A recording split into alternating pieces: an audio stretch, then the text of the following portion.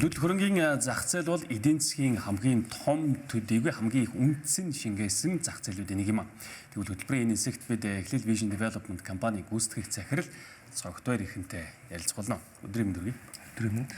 Тэгэхээр хоёулаа шууд яриагаа танаа яг Эхлэл Vision Development компани зах зээл дээр шууд санал болгож байгаа өөрийн онцлог давуу тал бүхий тэр одоо бүтээгдэхүүн үйлчлэгийн шууд эхлэх зүг байх гэж бодож байна. Тэгэхээр мэдээж Monastery Tower гэдэг мэдээлэл өмнөөс бид нар өгсөн тийм.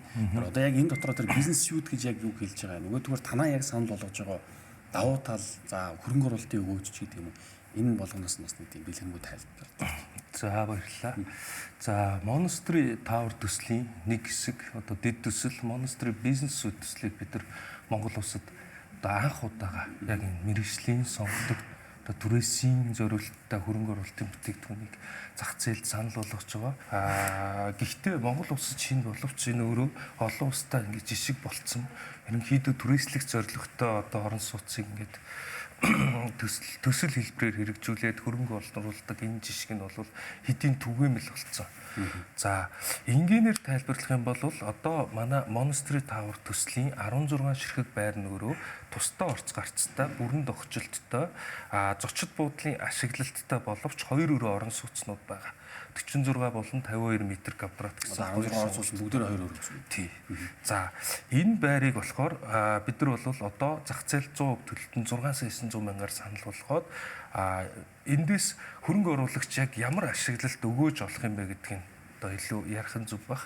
За хөрөнгө оруулалт хийснээр нэгдүгээрт бол үл хөдлөх хөрөнгөийнх нь үн цэн өснө. Тухайн байршилд одоо манайхтай өрсөлд хүч төсөл нь иж бүрэн тавилгатайгаа тогтчлолтой байх юм бол 9 сая 500 мянган орчмоор зарагдах боломжтой. Хөрөнгийг нэгдүгээрт үн цэний үед одоо бууруулна гэсэн үг. Тий, хямдаар авч нөгөө талдаа ашиг олох боломжтой.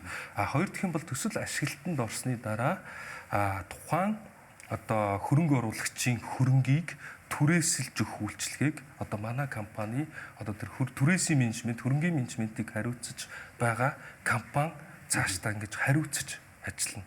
Тэгэхээр хөрөнгө оруулагчийн хувьд нөгөө байраа эргээд яаж зарах вэ? Эсвэл яаж түрээслүүлэх вэ? Юм хүм нэвтэрчүүл яах вэ? Иймэрхүү зүйлд санаа зовхгүйгээр зөвхөн мөнгөө хийчээд цаана найдвартай одоо үл хөдлөх хөрөнгө нь байж гин. Дээрээс нь өдөр тутам түрээслэгдээд орлого нь орж ирж байна. Энэ бүх процессыг нь бол мэргэжлийн компани хариуцаж хийж байгаа нь одоо онцлог.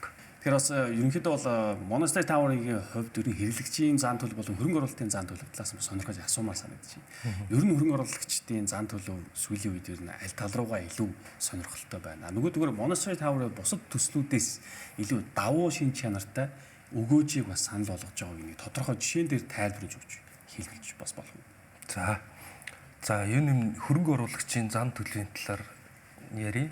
Хөрөнгө оруулагчид одоо ингээд санхүү хөрөнгө оруулалтын зах зээл дээр 10 жил ажиллахад эхний чухалчилдаг зүйл нь бол итгэлтэй найдвартай байдал. Ямар ч байсан тухайн хүний хөрөнгө алга болчихж болохгүй, алдчихж болохгүй. Хоёрдугаарт өндөр өгөөж, гуравдугаарт тэр одоо хөрөнгө оруулалт нь эргээд кэш флоу буюу урсгал оруулж ирж байгаа хэвээр. Дөрөвдүгээрт эксит нэгдэх хэвээр. Зараад гарахад хизээ нэгэн цагт ямар нэгэн байдлаар зарагдахгүй зүйлд хүн хөрөнгө оруулах. За иймэрхүү дараалтайгаар ингээ хөрөнгө оруулагч ерөнхий одоо хөрөнгө оруулалтынхаа шийдвэрийг гаргаж идэг. За өнгөрсөн хугацаанд за сүүлийн 10 жилд юу болж өнгөрснийг за бат гэд нэр ашиглачи. Нэг хүний ингээд 400 сая төгрөгийг 4 хуваагаад 4 өөр төрлийн хөрөнгө оруулалтын бүтээгдэхүүнд хийсэн нь өнөөдөр одоо доллараар ямар үр дүнд хүрсэн бэ гэдгийг яг бодит статистик одоо өнгөрсөн хугацааны ханш хадгаламжийн хүү зэрэг ямар өгөөж авсан бэ? Тий. Тооцоол хийгээд үзтэл за хадгаламжаар бол бат одоо жилд 2.2% өгөөж болсон байна. Одоо долларын. Бондод хийсэн чинь 5.6% өгөөж болсон байна. За топ 20 индекс хөрөнгийн биржийн топ 20 индекст одоо хувьцаагаас сагсалсан болвол жилд 9.8% өгөөж болсон. Үл хөдлөх хөрөнгөд хийсэн одоо хөрөнгө оруулалт нь жилд 17.8% одоо өгөөж олсон байна доллараар. Бодит өгөөж гэсэн. Тий. Гэтэл энэ бол түүх болчиход. Одоо гэтэл үл хөдлөх хөрөнгийн зах зээл өөрөө нийлүүлэлтийн жоох илүүдэлтэй бүх төсөл ингээд алтан үн шиг амжилттай байхад хэцүү байгаа үед ямар төрлийн хөрөнгө үл хөдлөх хөрөнгө тэгвэл хамгийн ашигтай юм бэ гэж бас бодож магадгүй. Тэнгүүт бид бас хийсэн судалгаагаар бол өнөөдөр Орон сууцны төсөлд хөрөнгө оруулалт хийх юм бол одоо жилийн өгөөж нь түрээсийн өгөөж нь 9.6% байгаад байгаа. Опсын төсөлд хийхээр 11.3%, үйлчлэгээний төсөлд хийх юм бол 9%. За тэгээ Монголд мөн бас нэг 600 орчим нөгөө short term түрээсийн орон сууцны богино хугацааны тий Airbnb дээр листлэгдсэн. Эдгээрийн дата мэдээлэлд ингээд яхаар 16.6% өгөөж дунджаар болсон байна. Тэгэхээр өнөөдөр Монголд одоо сонгодог төрлийн үйл хөдлөх хөрөнгүүд дундаас хамгийн өндөр өгөөжтөө нь Airbnb төрөл одоо нэг богино хугацааны түрээсийн одоо зочд буудал шиг ашиглалттай орон сууц өндөр өгөөжтэй байна гэж байгаа. За Monastery Business Suite бол яг энэ төрлийн үйл хөдлөх хөрөнгө. Гэхдээ листлэгдсэн байгаа одоо бусад нөгөө байрнуудыг бодох юм бол бид нар нэгдсэн төлөвлөлтөй яг зочд буудлын ухтах үйлчилгээтэй одоо ингээд консерж гэж ярьдаг тий консерж үйлчилгээтэй яг мэргэжлийнээр хийж байгаа нь анх удаа болж байгаа. Манай төслийн хувьд бол түрээсийн өгөөж нь жил 20.5% өгөөжтэй. За үнцний болон түрээсийн өгөөж тэгээ тэрнээсээ буцаад ашиглалт түрээсийн менежментийн зардал элэгдэл хоригдол бүх зүйлээ хасахад бол жилд 30% өгөөж олох боломжтой. Одоо нэг үгээр бол Монголд хамгийн ашигтай үйл хөдлөх хөрөнгийн хөрөнгө оруулалт болж чадж байгаа гэдэгт итгэлтэй байгаа. Тэгэхээр нэг талаасаа бас танай төсөл бол өөрөө хотын одоо 3A бүс гэж хэлж болох тэр зэрэгэл байгаа гэж ойлгогдож байгаа. Хоёрдугаарт бас санал болгож байгаа давуу тал нь түрүүн таны ярьсан одоо хэрвээ та шаардлагатай бол exit plan буюу гарах тэр төлөвлөгөө ч гэсэн бас боловсруулагдсан гэж ойлгож болох уу? За тийм. Манай төслийн хувьд яг одоо нөгөө A3A нэмэх гэж зөндөл олон ангиллууд байдаг. Монголд угаасаа стандарт байдаггүй. Миний хувьд бол хоёр дахь сайн байршил гэж нэрлэнэ.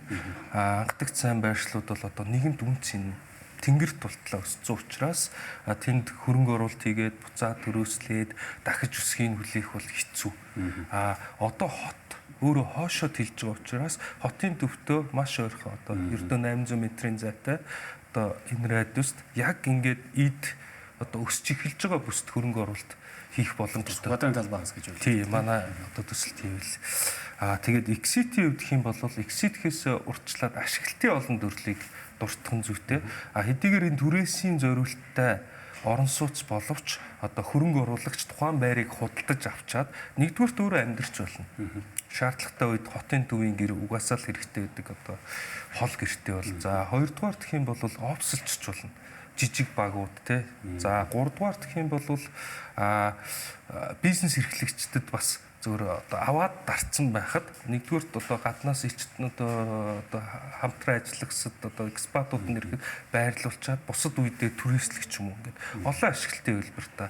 Exit-ийн хувьд бол бид хэд бол ерөнхийдөө 3 exit санал болгож байгаа. Эхний exit нь бол шууд одоо ингээд авсан өрөнгөө ашиглалтанд орохоор нь зарчгаа. Тэгтээ тэрнгүү үнцний өсөлтөөсөө одоо ашиг хийж байгаа нэмэгдэн тий. Тэр үед бол бид нар мэдээж түрээсийн менежментийн үйлчилгээ санал болгож байгаатай адилхан худалдах үйлчилгээг одоо бага шимтгэлтэйгээр санал болгоно. Хоёр дахь exit нь бол үндсэн стандарт exit нь буюу ашиглалтанд орсноос хойш 5 жил түрээслээд 5 жилийн дараа зарахад бид жилд дунджаар 30% өгөөжтэй байсан гэдэг энэ тооцооллоо хийж байгаа. 3 дахь exit-ийн хувьд бол бид өмнө ер нь бүх төслүүд дээр хийжсэн хайбрид гэрээгээ энэ төсөлтөө мөн санал болгож байгаа. Хайбрид гэрээний амлсан хүү болох жилийн 20% өгөөжөө бодуулаад мөнгө хэлбэрээр буцаж аваад одоо гэрээнээсээ татгалзах энэ эрхийг бас болгож байгаа. За баярлалаа танд. Таны төсөлд бас өндөр амжилтыг хүсье. За баярлалаа. Бид нөлөөдлөх хөрөнгийн зах зээлийн нөхцөл байдлын талаар Эхлэл Vision Development компани гүйцэтгэх захирал Цогтойр Эрхэнтэй ярилцлаа.